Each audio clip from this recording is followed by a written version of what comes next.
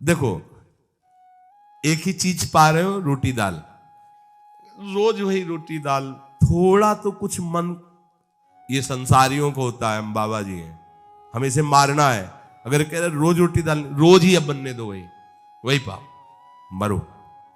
ये जो विषय, स्फुरना विषय, संकल्प विषय, मारो इसको।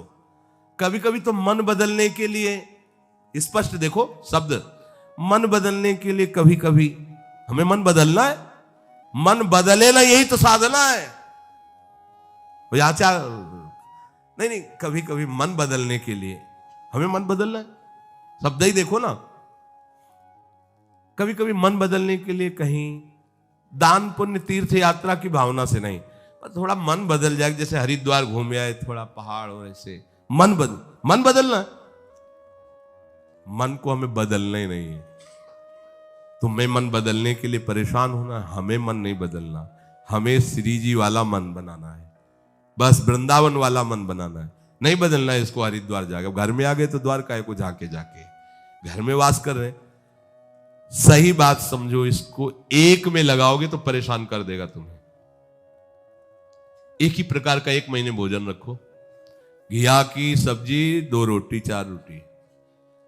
भोजन की बात याद आते ही ऐसे रोमांच होने लगेगा। घिया की सब्जी रोटी, नहीं नहीं, वो अंदर से नहीं नहीं, प्राण पोषण के लिए पाना, चलो पाओ चल के। वो बस इसी बात में रहेगा कि यहां से देखो, हो गई श्रद्धा हमारी, हम भिक्षा कर लेंगे।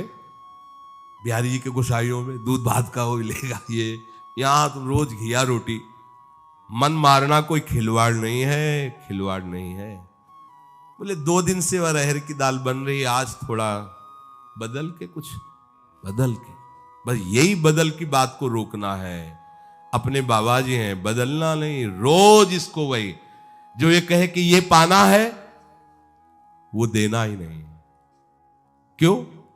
हम तुझसे बार बार प्रार्थना कर रहे हैं कि श्री जी के चरणों की चिंतन वृत्ति बना, बार बार तेरे हाथ जोड़ रहे हैं, तेरी प्रार्थना कर रहे हैं। अहे मन, बहुत जन्म हो गए, तूने मुझे जो कहा मैंने किया, अब इस बार मेरी बात मान ले। श्यामाजू के चरणों, तू नहीं मानता, मैं कैसे तेरे को बदलने का अवसर दूंगा? मेरे कहने से तू नहीं बदल रहा, तो अब मैं बदलने वाला नहीं, तेरे को बदलना पड़ेगा। जिद्दी साधक, निष्ठावान साधक, मन मारिया तन बस में किन्हा, हुआ भरम सब दूर, बाहर से कुछ दिखत ना, ये अंदर चमके नूर। ये मन की विलासता प्यारे बंद करो, इससे हमारे जन्म जन्म बिगड़ते चले जा रहे हैं। बड़ा विचित्र खेल है। तो हर समय भजन करते करते ना, वो ऐसा लगता है डिप्रेशन में चले जाएं। तो 30-40 मिनट के लिए बड़ा फेवरेट प्रोग्राम हमारा है, अमुक अमुक, वो देख लिया करें। ये जहर कितना उगल रहा है अंदर से मन। सब बात आपकी मानेंगे, थोड़ी बात हमारी मान लो, बस वो सर्च करके 30-40 मिनट प्रोग्राम देखो। 24 घंटे के लिए उसने अपनी पूरी तैयारी कर ली मन ने, अब वो तुम्हें गिराएगा 24 घंटे, बार बार शीन ला के, बार बार। बिल्कुल इसको किसी दुश्मन को मारना हो तो पहले उसके बल को नष्ट किया जाता है। कहां कहां इसका बल है, उसको नष्ट करो, कमजोर करो। तो मन का बल है विषय सेवन, इसे विषय सेवन मत कराओ, ये निर्बल हो जाएगा। निर्बल मन को भगवदानंद में लगाओ, तो भगवन नाम, भगवत रूप, भगवत लीला, इस पर अधिकार करके इसे भगवत स्वरूप। इसका मर जाने का मतलब अमर हो जाना। मन की वासनात्मक वृत्ति का नाश करना ही मन की हिंसा है। और जहां वासनात्मक वृत्ति नाश हुई, तहां वो अमर हो गया, वो कृष्ण रूप हो गया, वो परमानंदमय हो गया। श्री भगवान कहते, वासुदेवा सर्वमिति स महात्मा सुदुर्लभा। जिसने सब जगह अपने आराध्य देव को देख लिया, ऐसा महात्मा दुर्लभ है। तो कहते, प्रभु इतनी मंगलमयी बात आपने बताई कि मेरी शरण में हो जाए, माया से तर जाएगा और सब जगह वो मेरा साक्षात्कार कर लेगा, फिर ये लोग आपकी शरण क्यों नहीं होते? तो प्रभु ने कहा कि वो तो पाप कर्म करते हैं, दुष्कृति होते हैं, मूढ़ होते हैं, वो मेरी शरण में नहीं आते। अगर वो आ जाए तो उनका भी कल्याण हो जाए। प्रभु आप इतने उदार दाता हैं, फिर सब लोग आपसे ही क्यों नहीं मांगते? अन्य देवताओं का पूजन भजन करके उनसे भी चाहते हैं, तो ऐसा कामैस्तैस्तैर्हृत ज्ञानाः प्रपद्यन्ते अन्य देवताः तम तम नियममास्थाय प्रकृत्या नियता स्वया। ये जो कामनाओं से ग्रसित लोग होते हैं, इनको जहां सुनने को मिला कि इस देवता की ऐसी आराधना करने से ये कामना की पूर्ति हो जाती है, तो उनको शुद्ध ज्ञान तो होता नहीं है, शुद्ध सत्संग तो मिला नहीं है, तो अपने अपने स्वभाव के अनुसार वो उस देवी देवता की आराधना करने लगते हैं। अब भला बताओ, किसी भी आराधना में अंबा भगवती, उनके ऊपर शराब की बोतल, अत्यंत सुकुमार पशु पक्षियों को काटना, हमारी तो समझ में ही नहीं आया कि कौन सी आराधना हो रही भाई। एक बार कहते हो जगत जननी अम्बा की जय, जगत जननी की अम्मा है वो, जगत जननी है, अम्मा है वो, जितनी माता है उनकी भी अम्मा है वो, सब बच्चों की वो माँ है, चाहे वो बड़ा हो, बूढ़ा हो, जड़ हो, चैतन्य हो, जगत जननी। भला माँ अपने बच्चे का गला कटते देख करके कैसे प्रसन्न हो सकती है? मुझे तो आज तक ये बात समझ में नहीं आई कि ये लोग कैसी मूढ़ता करते हैं।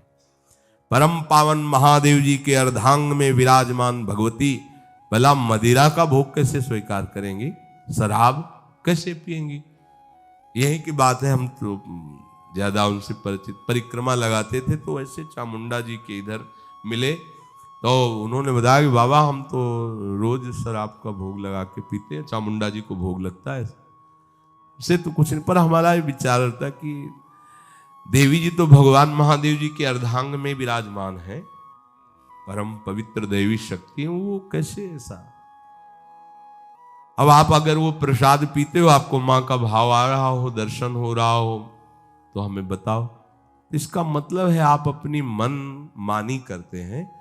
शास्त्रों में तो किसी भी देवता या देवी को प्रसन्न करने के लिए जब तक आराधना कर रहे हो तब तक निर्विषय होने की बात कही पाई हमने, जहां जहां आराधना पाई।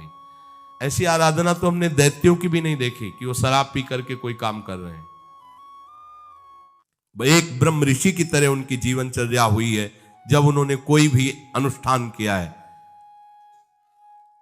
ये जो कामना से बुद्धि अपरीत हो गई है, वो लोग प्राय ऐसा कि अमुक बलि दे दो तो तुम्हारे पुत्र हो जाएगा, दूसरे के बच्चे को छीन कर तुम काट रहे हो, चाहे बकरा ही हो, मुर्गा हो, तुम्हारे बच्चा पैदा हो जाएगा। अरे वो अगर बच्चा तुम्हारे प्रारब्ध में नहीं लिखा है ना तो नहीं होगा, अगर होगा भी तो ऐसे कृत्य के कारण वो तुम्हें जीवन में कभी सुख चैन नहीं लेने देगा, कभी तुम्हारी शांति नहीं आने देगा, हर समय तुम्हें अशांत और जलना होगा। अधर्म से किया हुआ जो भी अनुष्ठान है उसका परिणाम विनाशकारी और दुखदायी होता है। भगवान कहते हैं ये ज्ञान इनका अपहरण हो चुका होता है कामना के कारण। ये अपने अपने स्वभाव के अनुसार उस देवता का, उनकी आराधना के नियमों को धारण करते हैं और देवताओं की शरण होकर अपनी अपनी कामनाओं की पूर्ति चाहते हैं, क्योंकि इनका लक्ष्य केवल लोक परलोक की भोग वस्तुएं ही है जो क्षणिक है, कुछ समय के लिए है। भगवत प्राप्ति करना है, विवेक जागरण करके सत्य वस्तु में स्थित होना है, ये कामना की पूर्ति वाले लोग नहीं जान पाते हैं। बढ़िया उपाय पीछे भगवान ने बताया था कि यदि आप कोई कामना भी करते हो और हमारी शरण में आ जाओ, हमेशा कामना की पूर्ति चाहो, पर भगवान की तरफ आने पर देखो एकदम ब्रेक लग जाती है कि आप ऐसा ऐसा भोजन नहीं करोगे, ऐसा संग नहीं करोगे, ऐसा, ये सबको बड़ा कठिन लगता है और मनमानी आचरण भी करते रहो और देवता कामना की भी पूर्ति कर देगी, ये मार्ग सरल लगता है।